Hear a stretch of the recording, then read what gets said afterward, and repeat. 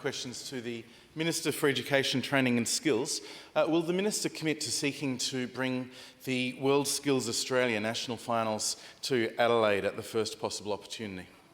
The Minister for Education. Well, thank you, Speaker, and I thank the member for Morialta for his question, and I'm very pleased to have an opportunity to update this place on the trip that the member for Morialta and I took just a couple of months ago to the United Kingdom and France, Mr. Speaker, and specifically I would like to... Oh, you're just jealous of what we've got. Come on. Come on. You can say it. It's okay. You can say it. But I am pleased to have the opportunity, Speaker, to talk about the significance of the Worldskills event, which I think I speak on behalf of both the member for Morialta, myself, and the South Australian Commissioner for Skills, when I say it all took us by surprise about the magnitude of the event.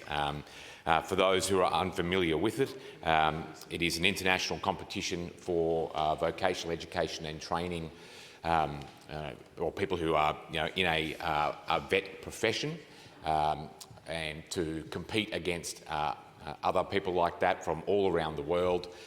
There are countries represented from everywhere on the globe, China, Japan, Germany, United States, all with very large contingents of primarily young people under 24 years of age who have won regional and then national finals in their home countries and then get a chance to go to wherever the international final is. This year it was in Lyon, and the member for Morialta and I had the opportunity to attend the convention centre there, which, just to put it in a little bit of perspective, Mr. Speaker, has floor space about 7 times the size of the Adelaide Convention Centre, and every square inch of that was being used for competitions in a really broad range of areas. I'd like to list a few just to give people an idea of how immense this event is.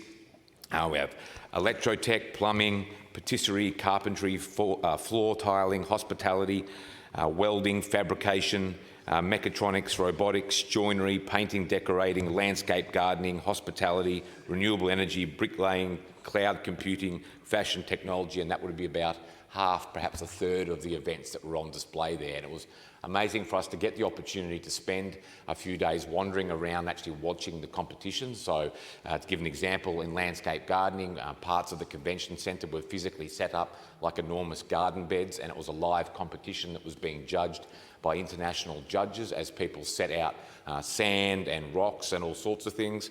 The same with patisserie, where we had a judge from Adelaide there as well in the patisserie section.